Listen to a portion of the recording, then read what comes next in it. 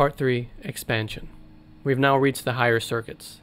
Things get a bit more strange, and a lot more strange, the higher we go.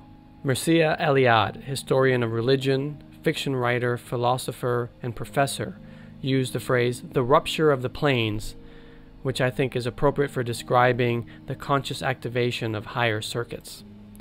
In Tim Leary's later work, which was admittedly very far out, he explained that and argued that humanity would have to consciously activate their higher circuits if they wanted to leave planet Earth and explore the galaxy. He thought that long-term space exploration and colonization wouldn't be successful if human beings brought petty vampiric mindsets and robotic social behaviors along with them. I'm not so sure about all that. But it seems reasonable to think that without a substantial change to how we live our individual lives and how we organize society, humanity will destroy itself, whether on Earth or off Earth. Everyone on this planet has experienced higher circuit activity. Many of us just don't have the maps to understand this activity properly. Robert Anton Wilson said the higher circuits are best described by art and music, but words will have to do.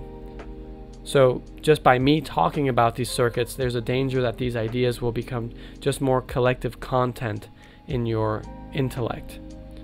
They can become circuit 3 ideas, and this could block the potential for you to know the higher circuits as lived experience. So once I'm done talking about the higher circuits, part 4 of this presentation will cover how the higher circuits can be known through first-hand individual experience. Circuit 5, Soma. Circuit 5 involves the activation of the body's senses and one's entering into a different state of mind in which a pleasurable sense of peace and love is felt. The word Soma comes from a Greek word meaning body. In the Hindu Vedas, the oldest known religious text in the world, Soma is a drink with powerful effects. Soma helps individuals transcend the status quo and enter a divine state of being. We have drunk the Soma, we have become immortal, we have gone to the light, we have found the gods. Soma heals all who are sick. Circuit 3 and Circuit 4 programming creates a trap of symbolic reality and social roles that disconnect us from our bodies. In Circuit 5, the body's senses become heightened, creating a pleasurable, peaceful state in which we can readily express and receive love. Circuit 5 can be described in terms of mainstream science. For example, you may know that oxytocin and vasopressin are neuropeptide proteins released in the nervous system of all mammals. These neuropeptides can be seen as biological marks for our experience of empathy, compassion, trust, and affection. Oxytocin is called the love molecule in popular science media. But Circuit 5 can't be reduced to simple biological science. Circuit 5 experiences of harmony, beauty, peace, and unity are more than just molecular biology. First of all, the effects of oxytocin are not totally straightforward, no matter what popular science articles want you to think. I recently read an article that said, kindness is a chemical.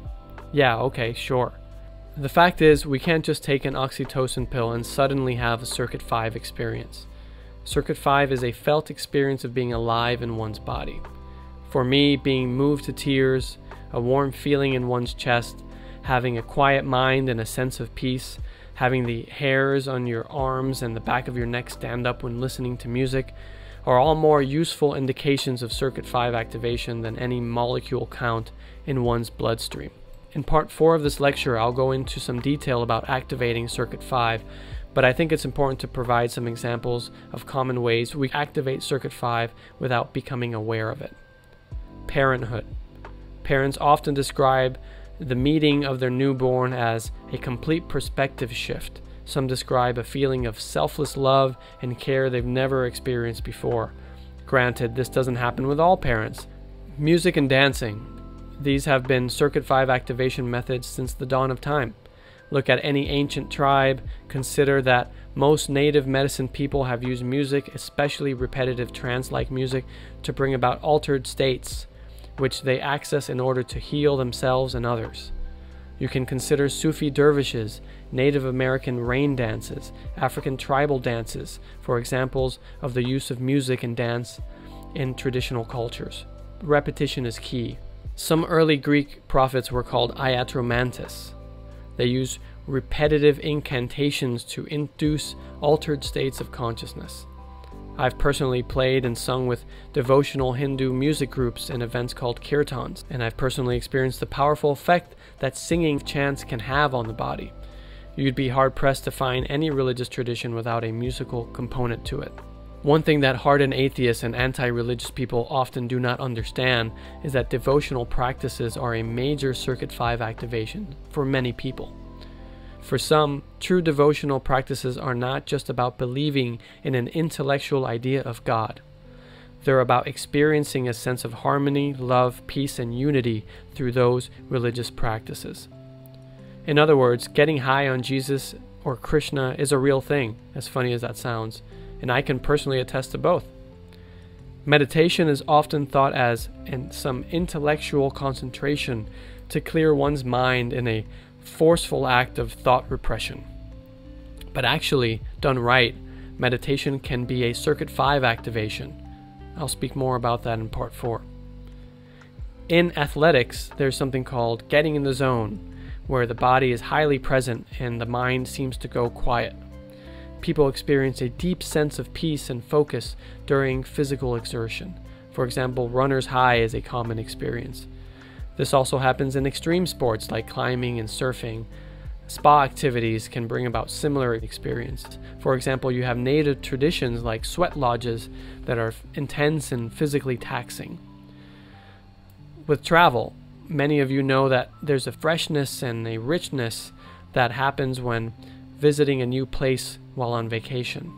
Traditional Chinese medicine practices like acupuncture, tai chi, qigong can also activate Circuit 5. Sexual experiences can and have been used consciously to activate Circuit 5 for thousands of years. This is why we say someone is turning us on or we are turned on. Turn on means a Circuit 5 activation. I'll speak more about that in part 4. Sex is used ritually by some who want to tap into the higher circuits. Some examples are Hindu tantric practices, the teachings of Mantak Chia, and Western occult sex magic. There'll be more about psychedelics in part 4 as well, but I'll mention some brief points now. A lot gets said about the wellness benefits of these substances. Marijuana has been used medicinally since ancient times. Microdosing LSD and psilocybin has been a trend for the past few years. Psychedelic and MDMA therapy are gaining mainstream respectability, and many of these substances are now being backed up by mainstream science. Study after study show that they can indeed be helpful, powerful tools for healing. But you cannot mistake the use of these substances for enlightenment or peace. Just because I put on glasses during the day to see well does not mean that my eyes have been cured. The same goes for every point on this slide. You might feel you've entered a state of ecstasy, love, and peace at a devotional religious service, at the peak of an LSD experience, or feel like the world is fresh and new after a traveling adventure, but sooner or later you'll be back home. The high comes down, and you're back to the usual status quo. Again, we'll cover this subject in part 4. When Christians talk about the peace that surpasses all understanding, they're referring to a strong Circuit 5 activation. This is the state that most spiritual seekers are seeking. There are many names for a strong Circuit 5 activation. You have love, agape, which is Christian term, sita, heart-mind, Buddhist, the bhav, Hindu. A very common sign of Circuit 5 activation is the powerful sensation in the chest, hence the Buddhist term heart-mind. The Sacred Heart and Immaculate Heart in Catholicism are also a symbol of this. This seems to have a biological correlate in the body called the solar plexus. The solar plexus is a collection of nerves that serves as a central hub for the nervous system. The Hindu devotional kirtans that I mentioned in the previous slide can last for many hours or days. They involve singing repetitively to droning music, which sometimes gets really fast or sometimes gets really slow. It's common to leave the kirtan feeling as if you've taken drugs or are drunk. Some call this the bhav. It's truly getting high without taking anything. It's a great feeling. As mentioned before, art and music are the best expressions of the higher circuits, and that especially goes for Circuit 5. Paul McCartney, one of the Beatles, once said that what he's most proud of is that the majority of Beatles songs were about love. And I'll actually be mentioning the Beatles a few more times. I'm convinced that the incredible effect that they've had on society is due to the remarkable ability to activate their own higher circuits and help activate higher circuits in their listeners. When Circuit 5 is activated, there is a cheerfulness, merriment, and good humor that arises. This is the meaning of the Latin word hilaritas, according to Robert Anton Wilson. From the perspective of someone with a fully activated Circuit 5, Circuit 1 through 4 can look quite comical. All these behaviors we engage in day to day, all that game playing in the status quo, is pretty funny. There is a saying that you can know an enlightened being by their hilaritas, by their laugh. You see this cliche in fiction, the crazy master.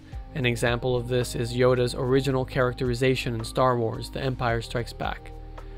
There is something irrational about a strong Circuit 5 activation.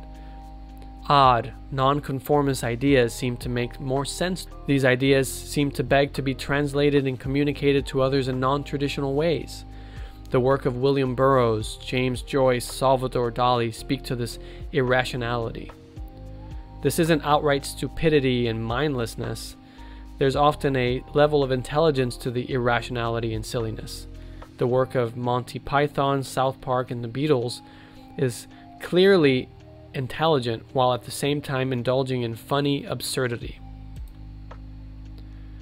When I say irrational intelligence, I'm not talking about just being clever or irreverent. You might remember that art installation that sold for $120,000, which consisted of a banana taped to a wall. This was clever and irreverent, as is much of modern art. But for me, this is art at the level of Circuit 3. It comes from the intellect. For me, true art is inspired from a Circuit 5 high and activates a Circuit 5 high in others. In other words, it is art that comes from the heart and activates the heart in others. This is what I experienced firsthand in the work of Michelangelo. When I visited Italy, I was interested in seeing some classic artwork, but I didn't expect much, to be honest. I was happy to visit the Vatican, and corridor after corridor of artwork was nice to see, but it didn't seem very special to me. And then I walked into the Sistine Chapel, and I was just taken aback when I looked up. I had to sit down. It was a rapturous feeling. It was just so wonderful.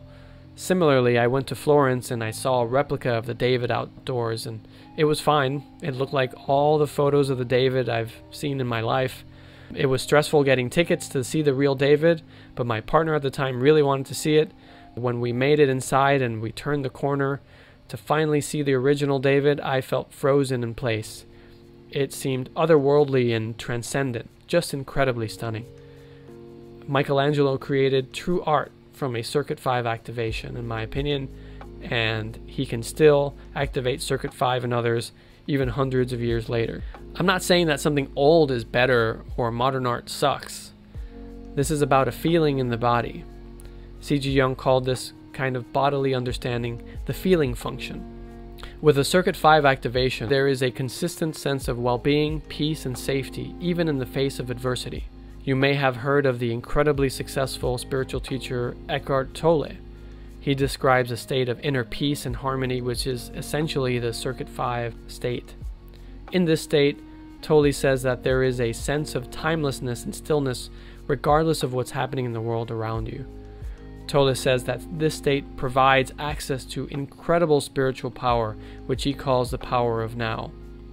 The guru figure J. Krishnamurti called this choiceless awareness. For me personally, all of this has become very cliche and glib. You can find inspirational quotes about living in the present moment and stillness all over social media, It makes my eyes roll back almost every time I see this sort of thing. But the fact is, there's truth to it. And to ground this in some mainstream pop science, I can't pronounce his name very well, so I'll just call him by his first name. Psychologist Mihaly C. wrote a very popular book called Flow. He said that people experience joy and peace when they're fully absorbed in the present moment.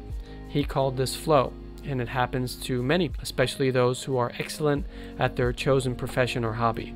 He talked about the connection between the flow state and the body, referencing the ancient Greeks who believed that education should start with practices to better inhabit their bodies before moving on with intellectual pursuits. Fun fact, by the way, Plato, the most well-known philosopher, was originally a wrestler. He made his name and fame as a wrestler in ancient Greece. According to Mihaly C., in order to activate and sustain a flow state, silence and alone time is required. Again, I sound like a broken record, but we'll return to this in part 4. Now let's talk about the transition from Circuit 5 to Circuit 6. A notable perspective shift takes place when someone either has a very strong Circuit 5 activation or lives consistently with Circuit 5 activated most of the time. Life no longer seems as linear as Circuit 3 knowledge would have us believe. It's as if Circuit 3 time binding loosens up a little. The binds aren't as tight. Life can be understood more metaphorically, like art, like a movie. People, objects, and situations take on symbolic meanings, not just literal meanings. When you watch a film or read a good novel, there are two perspectives you can view it from. The causal level, this happens, then this happens, then this happens, or A leads to B, leads to C. That's what we call the plot of the narrative. But there is also often a symbolic level meaning. Things happen in the story that convey meaning through symbols. For example, let's say we have a character in a film who is very closed off. They meet a romantic interest who, over the course of the film, opens the lead character up to a new way of living, a more emotionally open and free manner of being. As an audience, we notice that the romantic interest wears a small golden key on their necklace. So, in the film, that key carries a deep symbolic meaning for the audience. The savvy audience member might recognize that the key is a symbol for how the romantic interest is the key to transforming the lead character's life. So Circuit 5 opens the door for us to view our lives symbolically. We can call this the mythopoetic life. As part of this shift, we start giving more attention to meaningful coincidences. Most of us have status quo imprinting that leads us to dismiss all coincidences in our lives as meaningless. You must be an idiot to think that a coincidence is more than just a chance occurrence. But with a strong Circuit 5 activation, coincidences take on a deeper meaning and draw more of your attention. Sometimes these coincidences seem to act as if they were a communication of some kind. For C.G. Jung, there are moments in which events in the external world and one's internal subjective world align. They align in such a way that strong meaning is created for the experiencer. This is what Jung called synchronicity. Jung developed the principle of synchronicity with help from a close collaborator, which I'll be introducing later. Synchronistic events are highly personal and seem to indicate some order or relationship between the outside world and one's inner world of experience. To the experiencer, there is a strong sense that something other than the probability of chance is involved. So, to be clear, not every coincidence is a synchronicity. Jung says that synchronicities, quote, have to do with spontaneous, meaningful coincidences of so high a degree of improbability as to appear flatly unbelievable, end quote. And I'll add, if a powerful sense of meaning is created by the event in the experiencer's mind, then it's a synchronicity. Now, you might be thinking this is all rather irrational, but that's precisely the nature of Circuit 5. The most prominent example of synchronicity is the case of the scarab beetle, which Jung used to explain the idea of synchronicity to others. This story has been told a million times, and I'll tell it again now. Jung was attempting to treat a very challenging patient. She was extremely rational and would not accept Jung's more open-minded view. She was a cynic. He knew she was not able to get through to her on a deeper level through normal talk therapy, or his usual process. One day, the woman began describing a significant dream of a golden scarab beetle. As she was describing this beetle in depth, Jung says he heard a tapping at the window behind him. He opened the window and saw a live goldish green beetle, one apparently not exactly native to the area, or at least rare. Astonished, Jung quickly grabbed the beetle and walked it over to the woman and said, "Here is your scarab." This meaningful coincidence, this synchronicity, was enough to break the woman out of her overly rationalist worldview. Their sessions after this event were apparently very fruitful, and she was cured of her ills. For me, this event can be described as a high-level Circuit 5 activation, bordering on Circuit 6. This experience broke her free from the status quo and allowed her to see the world in a more mythopoetic sense. Synchronicity is an ever-present reality for those that have eyes to see.